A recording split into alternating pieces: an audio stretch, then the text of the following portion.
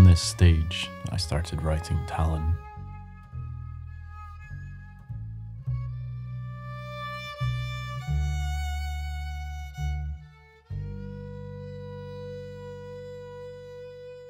Tallinn was the first piece I wrote for this band, and because I didn't really know what the band would become, and because my background in jazz, the first few pieces I wrote very much lent into the jazz sound.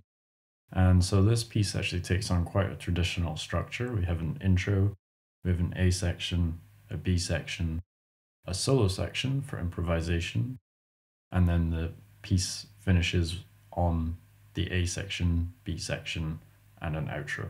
It was really interesting writing this piece on the bass because 90 to 95% of the music I write begins at the piano. I don't think if I had started writing something in this style, it would have ended up the way it did. But because of the unique sound of the bass, it really allowed me to explore this one particular sound. With that jazz perspective, it meant I was keen on having the vocals without lyrics and having this very soft sound, which really opens up throughout the piece. But I felt because the melody was strong that there wasn't really a need for lyrics. I don't think it would have worked in this style.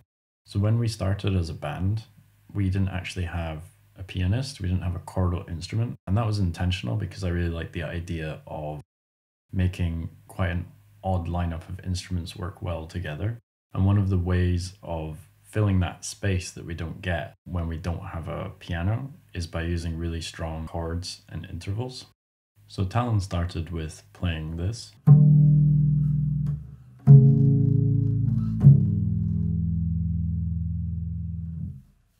I played these by accident on that stage during sound check, and they just seemed to work, and I thought that could be a tune. To extend that idea, I then did the same thing, but instead of going downwards, I go upwards. And that became the main idea in the tune. The reason I think this works, and works particularly well on the bass, is because of an interval called a tenth.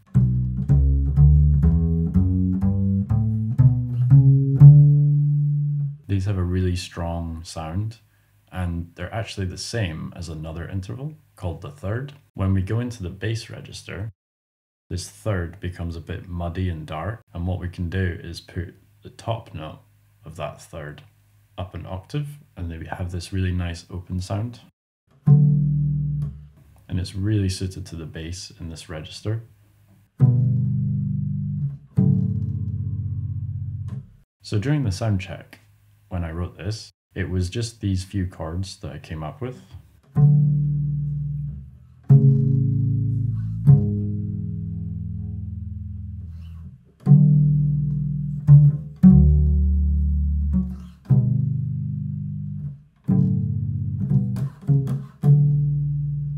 So to complement that, it needed a B section. Before we look at the B section, it's worth noting that in my opinion, these 10th intervals are so strong and so present that I didn't think I needed a melody on top of these chords.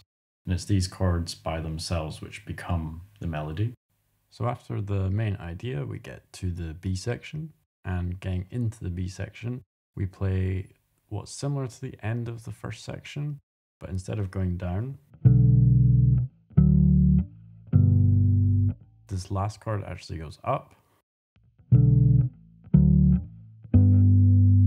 which tells us something new is about to happen. So the reason I came to the electric bass to finish the rest of this tune is because I knew that the melody was going up the way.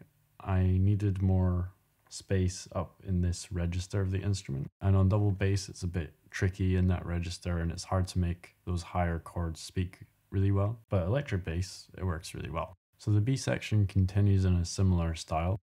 We sort of are in this ambiguous key, we're sort of switching between keys, but basically it's the same idea, and it's still using those tenths.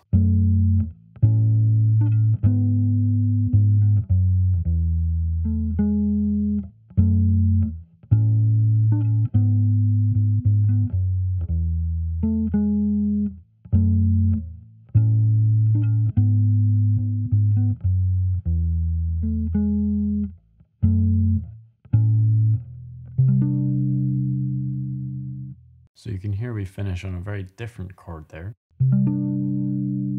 And this chord isn't related to the other chords we've just played. So it kind of tells us that this is either going to be a new section or it's the end. And for me, after so much of this similar harmony, it was really nice to have something a bit different that marked the end of the section.